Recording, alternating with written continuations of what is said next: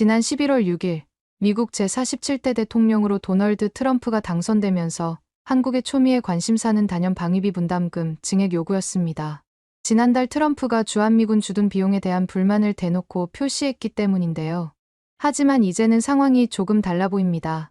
당선 직후 트럼프 대통령은 윤석열 대통령과의 첫 통화에서 방위비 증액은커녕 오히려 한국의 조선 산업이 절실하다며 도움을 요청하는 모습을 보였기 때문입니다. 그렇지만 호락호락하게 미국을 도와줄 한국이 아닙니다. 계속해서 자신의 뱃속을 배불리면서도 한국을 압박했던 미국에게 당했던 게 한두 번이 아니었기 때문이죠. 한국이 이렇게 미국의 예상과 전혀 다른 반응을 보이자 미국에서는 당혹감을 감추지 못하고 있는 상황인데요. 과연 미국 현지에서는 어떤 일이 벌어지고 있는 건지 함께 알아보러 가실까요? 안녕하세요. 저는 전 미군 해군 중령 마이클 브라운입니다.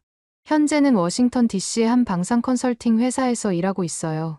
전직 미 해군 중령으로서 지금까지 걸어온 제 인생의 여정을 잠시 돌아보면 참 많은 것들이 변했다는 생각이 듭니다. 펜타곤의 분주한 복도를 걸으며 보냈던 시간들이 이제는 워싱턴 DC의 화려한 비즈니스 지구에서의 일상으로 바뀌었네요. 43년이란 시간 동안 저는 줄곧 군인의 길을 걸어왔고 그게 제 정체성의 전부라고 생각했었습니다. 민간 방산 컨설팅 업계로의 전환은 처음엔 두렵기도 했습니다. 20년이 넘는 세월을 바다에서 보낸 해군 장교가 이제는 넥타이를 메고 회의실에 앉아 있다니 가끔은 제가 이 자리에 어울리는 사람인가 하는 의구심도 들었어요. 하지만 지금 생각해보면 이런 변화야말로 제가 세상을 더 넓게 바라볼 수 있게 해준 소중한 기회였던 것 같아요. 군에 있을 때만 해도 동아시아 안보 구조를 굉장히 단순하게 바라봤었습니다. 특히 한국이란 나라를 볼 때면 늘 우리의 보호가 필요한 약한 동맹국이란 프레임에 갇혀 있었어요. 90년대 초임 장교 시절엔 이런 편견이 더 심했죠. 한반도의 평화가 전적으로 우리 미군의 어깨에 달려있다고 생각했으니까요. 이런 고정관념들은 제가 전역을 결심하게 된 이유이기도 합니다. 더 이상 편협한 시각으로 세상을 바라보고 싶지 않았거든요. 방산 컨설턴트로서 저는 이제 군사력을 단순한 무력이 아닌 국가 간의 복잡한 협력 관계 속에서 바라보게 됐습니다. 특히 한국과 관련된 프로젝트를 맡으면서 제 시각은 더욱 크게 바뀌었습니다. 얼마 전 서울 방문은 제게 특별한 의미가 있었어요. 물론 표면적으로는 한국의 방위산업 역량을 평가하기 위한 출장이었지만 그 이면에는 더 깊은 의미가 있었습니다. 20년 전 제가 처음 한국에 왔을 때와는 확연히 달라진 모습에 놀라움을 금치 못했어요. 그러던 중 우연히 마주한 특별한 만찬 자리는 제 인생의 전환점이 됐습니다. 예전 태평양 사령부 시절 알게 된 한국인 친구가 갑자기 연락을 해온 거예요. 처음엔 가벼운 저녁 식사 자리라고만 생각했는데 알고 보니 한국 국방부의 고위 인사들과 함께하는 자리였죠. 이 친구와는 10년도 더 된 인연이에요.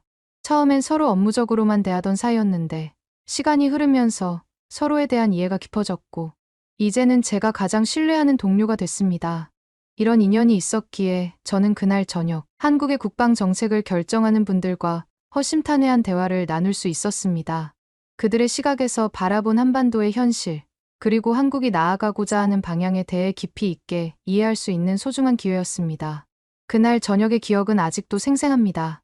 화려한 강남의 밤거리를 지나 도착한 한 식당은 외관부터 범상치 않았어요. 현대적인 감각과 전통이 절묘하게 어우러진 인테리어가 인상적이었습니다. 안내를 받아 2층으로 올라가는 동안 저는 이런 자리가 마련된 것이 정말 특별한 기회라는 걸 실감했습니다.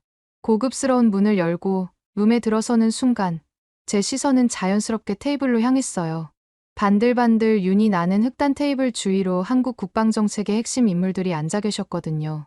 TV나 신문에서만 보던 얼굴들을 실제로 마주하니 마음이 조금 떨리더군요. 그중에는 최근 한국의 차세대 전투기 사업을 총괄하시는 분도 계셨고 방위산업 진흥을 이끄시는 분도 계셨습니다. 처음에는 다들 조금 어색해하셨어요. 서로 명함을 주고받으며 형식적인 인사를 나누었습니다. 하지만 시간이 흐르면서 분위기가 달라지기 시작하더군요. 특히 다들 소주를 한 잔씩 마시고 나서부터는 확실히 달라졌어요. 평소에는 볼 수 없는 고위 관료들의 솔직한 모습을 볼 수 있었습니다. 누군가 구워주는 삼겹살 한 점에 소주 한 잔을 기울이면서 우리는 점점 더 허물없는 대화를 나누게 됐습니다. 식사가 무르익어갈 무렵 대화는 자연스럽게 한미 동맹의 현재와 미래로 흘러갔어요. 최근 미국이 요구한 방위비 분담금 증액 문제가 화두로 떠올랐죠. 이때 테이블 건너편에 계시던 한 관료분이 조용히 입을 여셨는데 그분의 말씀이 제 귀에 깊이 박혔습니다. 그분은 술잔을 돌리시면서 한국의 국방기술 발전에 대해 이야기하셨어요. 그동안 한국이 이뤄낸 국방과학기술의 발전과 앞으로 나아갈 방향에 대해서요. 그분의 설명을 들을수록 제 고정관념이 얼마나 낡은 것이었는지 깨달았습니다. 대화 속에서 전해지는 자신감은 묵직함 그 자체였어요. 과하지도 모자라지도 않은 정확히 제 자리를 알고 있는 그런 종류의 자부심이었습니다. 그분이 언급하신 숫자들은 더욱 놀라웠습니다. 한국의 방산 수출 실적이 지난해 170억 달러를 넘어섰다는 소식이었어요. 제가 태평양 사령부에서 근무하던 10년 전만 해도 고작 20억 달러 수준이었던 것과 비교하면 말 그대로 폭발적인 성장이었습니다. 더구나 최근 UAE와 폴란드에서 성사된 대규모 수출 계약은 세계 방산 시장에서 한국의 위상이 어떻게 바뀌었는지 여실히 보여주는 사례였습니다. 저는 이런 성과들이 어떻게 가능했는지 진심으로 궁금했어요. 그분은 차근차근 설명해 주셨죠. 80년대부터 시작된 국방과학연구소의 꾸준한 연구개발, 90년대의 과감한 투자, 2000년대 이후 축적된 실전 경험까지 이 모든 것들이 한데 어우러져 지금의 결실을 맺게 된 거라고요. 대화가 이어질수록 저는 더욱 깊은 감명을 받았습니다. 한국의 방위산업이 이제는 단순한 무기 생산을 넘어 첨단 기술의 집약체로 발전했다는 사실이 특히 인상적이었어요. K9 자주포의 이야기가 나왔을 때는 정말 놀랐습니다. 나토 회원국들이 앞다투어 도입을 검토하고 있다는 소식이었거든요. 개인적으로 가장 흥미로웠던 건 잠수함 이야기였습니다. 제가 해군에 있을 때 가장 자부심을 느꼈던 분야가 바로 잠수함이었거든요. 미 해군의 잠수함 전력이 세계 최강이라 자부했는데 이제 한국도 3,000톤급 잠수함을 자체 설계해 건조할 수 있다니 정말 놀랍더군요. 사실 잠수함 기술의 중요성은 아무리 강조해도 지나치지 않습니다. 핵추진 잠수함은 차치하더라도 재래식 잠수함을 자체 제작할 수 있는 나라는 전 세계에서 손가락으로 꼽을 정도거든요. 그만큼 고도의 기술력과 풍부한 경험, 그리고 완벽한 품질 관리가 필요한 분야니까요. 한국이 이 정도 수준에 도달했다는 건 방산 강국으로서의 입지가 확고해졌다는 뜻이기도 합니다. 서울의 밤거리를 달려 호텔로 돌아온 후에도 저는 쉽사리 잠들 수 없었습니다. 창밖으로 보이는 도시의 불빛들이 마치 한국의 눈부신 발전을 상징하는 것만 같았어요. 침대에 누워 천장을 바라보며 오늘 들었던 이야기들을 하나하나 되새겨보았죠. 평소라면 장시간의 비행과 미팅으로 지쳐 곧바로 잠들었을 텐데 이상하게도 그날은 정신이 맑더군요. 20년 전 제가 처음 한국에 왔을 때가 떠올랐습니다. 그때만 해도 우리는 한국군을 어린아이 정도로 여겼어요. 매년 실시되는 연합훈련에서도 우리가 주도하고 한국군은 따라오는 구도였죠. 그들의 능력이나 기술력을 제대로 평가해 본 적도 없었어요. 솔직히 말씀드리면 그럴 필요성조차 느끼지 못했던 것 같습니다. 그런데 지금의 한국은 완전히 달라져 있었어요. 특히 조선 산업 분야에서의 변화는 충격적이었습니다. 제가 어렸을 때 들었던 이야기가 생각났어요. 미국의 황금기 시절, 미국은 매년 1,000척이 넘는 배를 건조한 적이 있었습니다. 필라델피아, 뉴포트뉴스, 브루클린 등 전국의 조선소들이 활기로 가득했죠. 그때만 해도 우리는 세계 최고의 조선 강국이었습니다. 하지만 현실은 완전히 달라져 있었어요. 지금 미국의 조선 능력이라곤 겨우 5개의 조선소에서 1년에 10척 정도의 배를 만드는 게 전부입니다. 반면 한국은 어떤가요? 세계 최대 조선소들이 쭉 늘어선 거제도와 울산의 전경이 떠올랐어요. 그곳에서는 지금도 세계 최대 규모의 선박들이 끊임없이 건조되고 있었습니다. 전 세계 선박 수주 순위에서도 한국의 조선소들이 1위부터 4위까지를 모두 차지하고 있었습니다. 더 충격적인 건 이제는 미국이 한국에 도움이 절실해진 상황이라는 점이었어요. 저희 미 해군의 현실은 생각보다 심각했습니다. 현역 함정들은 하나둘씩 노후화되어 가는데 이를 제대로 정비할 수 있는 시설과 인력이 턱없이 부족했죠. 앞으로 5년간 우리는 새로운 전투함들을 대거 건조해야 합니다. 컬럼비아급 전략 핵잠수함 4척을 비롯해 버지니아급 공격형 잠수함 9척, 최신형 알레이버크급 구축함 10척 등 총 57척의 거대한 건조 계획이 기다리고 있었습니다. 하지만 현실은 녹록지 않았어요. 이미 발주된 함정들의 건조 일정은 최소 3년씩 지연되고 있었고 200척이 넘는 현역 함정들의 정기적인 정비 수요조차 제때 처리하지 못하고 있었거든요. 이런 상황에서 우리가 선택할 수 있는 대안은 한정적이었습니다. 결국 동맹국인 한국의 선진 조선 기술력이 절실해진 거죠. 한국에서의 경험이 채 가시기도 전에 저는 워싱턴 DC의 일상으로 돌아와 있었어요. 서울의 그 저녁 식사 자리에서 받은 충격이 아직도 생생한데 그 충격을 채 회복하기도 전에 마침 오랜 친구 제임스 맥케인과 만날 약속이 잡혔습니다. 그는 현재 미 해군 제7함대에서 복무 중인 현역 장교예요. 우리는 같은 기수로 해군사관학교를 졸업한 사이죠. 조지타운의 오래된 반은 우리의 단골 장소였어요. 빈티지한 나무 가구들과 따뜻한 조명이 있는 이곳에서 우리는 주로 세계 정세나 군사 전략 같은 진지한 주제로 대화를 나누곤 했죠. 하지만 이번에는 뭔가 달랐어요.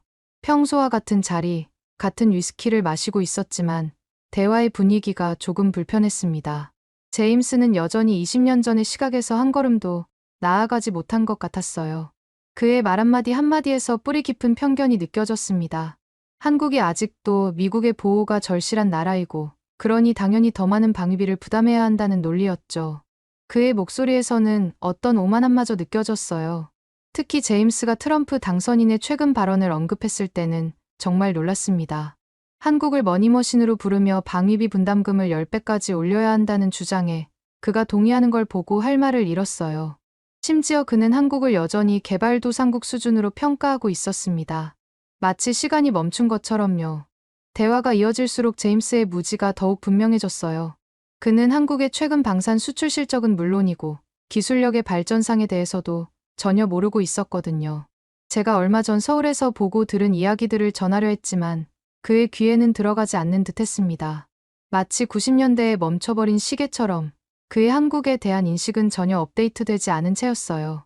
우리는 같은 해군 장교 출신이지만 이제는 세상을 바라보는 시각이 너무 달라져 있었습니다. 제임스와 같은 편견이 우리 군 내부에 아직도 깊이 뿌리박혀 있다는 사실이 안타까웠어요. 시대는 빠르게 변하고 있는데 우리의 인식은 여전히 과거에 머물러 있는 것 같았습니다. 바의 조용한 분위기 속에서 저는 제 잔을 천천히 돌리며 제임스에게 현실을 설명하기 시작했습니다. 그의 무지가 안타까웠지만 동시에 이해가 되기도 했어요. 워싱턴의 관료들은 때로 너무 자신들만의 세계에 갇혀 있거든요. 먼저 한국의 최근 방산 수출 성과에 대해 이야기했습니다. 폴란드와 UAE 성사된 대규모 계약들은 세계 방산 시장의 판도를 완전히 바꿔놓았다고요. 특히 캐나다의 사례는 정말 흥미로웠어요.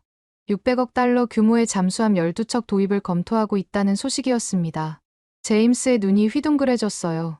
영국의 오랜 동맹국이자 영연방 국가인 캐나다가 유럽이 아닌 한국의 기술을 선택하려 한다는 사실이 그에겐 충격적이었나 봅니다. 바텐더가 새로운 잔을 가져다 주는 동안 저는 한국의 미사일 기술에 대해 설명을 이어갔어요. 현무이 씨의 성능은 정말 놀라운 수준이었습니다. 1000km의 사거리의 공산 오차가 고작 10m라니요. 제가 미사일 전문가는 아니지만 20년 넘게 군에 있었던 사람으로서 이 정도의 정확도가 얼마나 대단한 것인지 잘 알고 있었습니다. 미국의 자랑이었던 퍼싱이 미사일과 비교해도 전혀 뒤지지 않는 수준이었으니까요. 더구나 한국은 최근 SLBM 시험 발사에도 성공했다고 말했어요. 제임스의 표정이 다시 한번 바뀌었습니다. 전 세계에서 단 6개국만이 보유한 기술을 한국이 7번째로 확보했다는 사실이 그를 놀라게 한 것 같았어요. 화제는 자연스럽게 중국으로 넘어갔습니다. 시진핑 체제 이후 중국의 군사력 증강 속도는 가히 충격적이었어요. 9년 만에 100만 톤이 넘는 군함을 건조했고 이미 함정수에서는 미 해군을 추월했다고 설명했죠. 특히 그들의 군함 건조 속도는 우리의 상상을 뛰어넘는 수준이었어요. 우리가 1년 동안 애써 만드는 군함을 그들은 한 달 만에 뚝딱 만들어내고 있었으니까요. 더욱 우려스러운 건 중국의 태평양 진출 전략이었습니다. 솔로몬 제도와의 안보협정 체결은 우리의 예상을 뛰어넘는 것이었어요. 군사기지 건설까지 추진하고 있다는 소식에 제임스도 심각한 표정을 지었습니다. 인도 태평양 지역의 전략적 지형이 빠르게 변화하고 있다는 걸 그도 실감한 것 같았어요. 중국의 최신 군사력 과시도 언급했습니다. 스텔스 전투기 젠35의 공개와 ICBM 시험 발사는 분명 우리에 대한 도전장이었습니다. 이런 상황에서 우리 혼자서는 중국의 군사력 팽창을 견제하기 힘들다고 설명했어요. 한국과의 긴밀한 협력이 필요한 이유가 바로 여기에 있었습니다. 제 설명이 끝나갈 무렵 제임스의 표정이 달라져 있었어요. 그의 눈빛이 흔들리는 걸 보니 뭔가를 깊이 생각하는 것 같았습니다. 우리가 오래된 편견에 사로잡혀 있는 동안 동아시아의 전략적 환경은 이미 크게 바뀌어버렸다는 현실을 그도 깨달은 것 같았어요. 다음 날 아침, 저는 서둘러 대사관으로 향했습니다. 평소보다 일찍 출발했는데도 교통체증 때문에 회의 시작 10분 전에야 도착할 수 있었어요. 대사관 건물로 들어서면서부터 뭔가 분위기가 심상치 않다는 걸 느꼈습니다. 평소의 경제 브리핑과는 다른 긴장감이 감돌았거든요. 회의실에 들어서자 이미 대부분의 참석자들이 자리에 앉아 있었습니다. 창가 쪽의 긴 테이블에는 경제 분석가들이, 안쪽의 원형 테이블에는 군사 전문가들이 자리 잡고 있었어요. 모두들 심각한 표정으로 자료를 훑어보고 있었습니다. 이날의 주요 의제가 방위비 분담금 문제라는 걸 알고 있었기 때문일 겁니다. 당선인의 최근 발언이 회의의 도화선이 됐어요.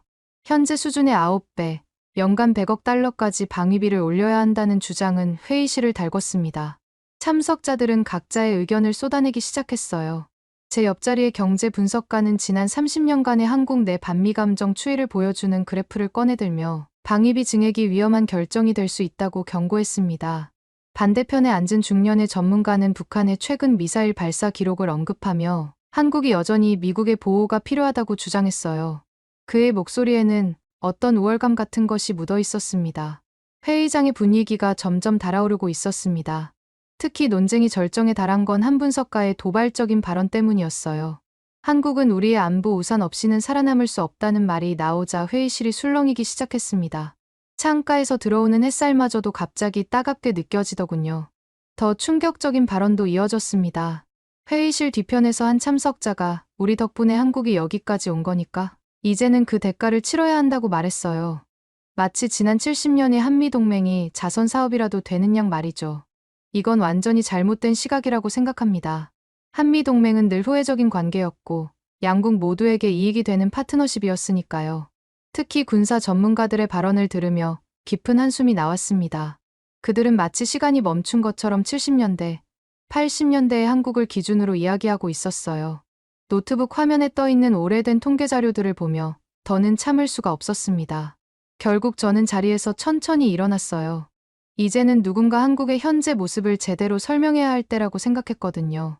회의실의 모든 시선이 저를 향했을 때 저는 침착하게 발표를 시작했습니다. 먼저 한국의 항공우주 산업 성과부터 이야기했어요. KF-21 보람의 전투기는 그동안 미국, 러시아, 중국도만 가능하다고 여겨졌던 스텔스 전투기 개발의 새로운 지평을 열었다고 설명했죠.